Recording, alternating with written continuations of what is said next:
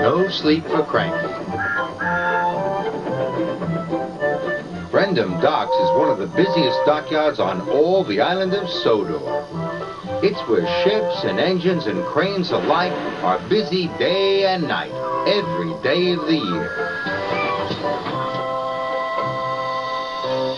But poor Cranky the crane never gets a nap.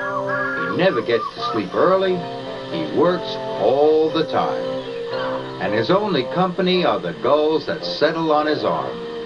So Cranky is always cranky.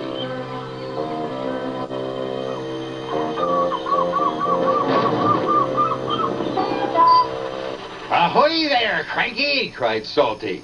Where have you been? Snapped Cranky. And a good day to you too, Captain.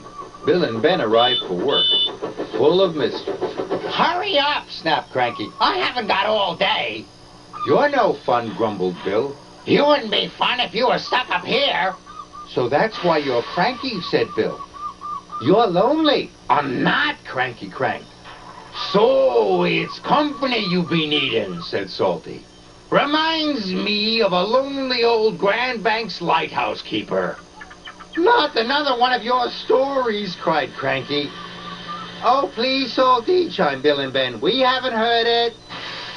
'Twas in the middle of a wee naughty storm, Salty began, the likes of which you see once in a lifetime.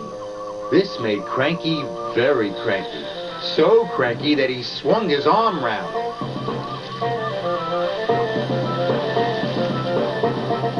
And dropped the pipes onto the tracks instead of the truck.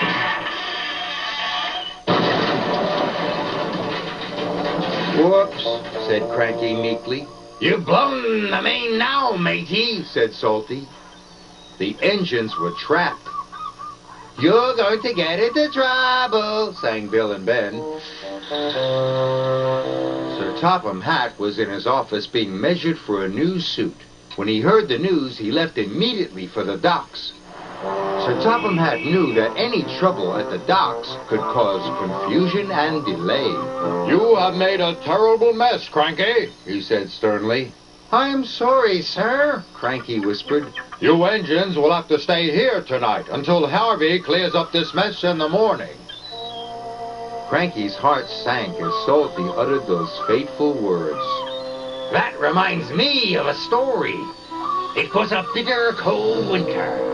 The brave little ship was stuck until the ice melted the next spring.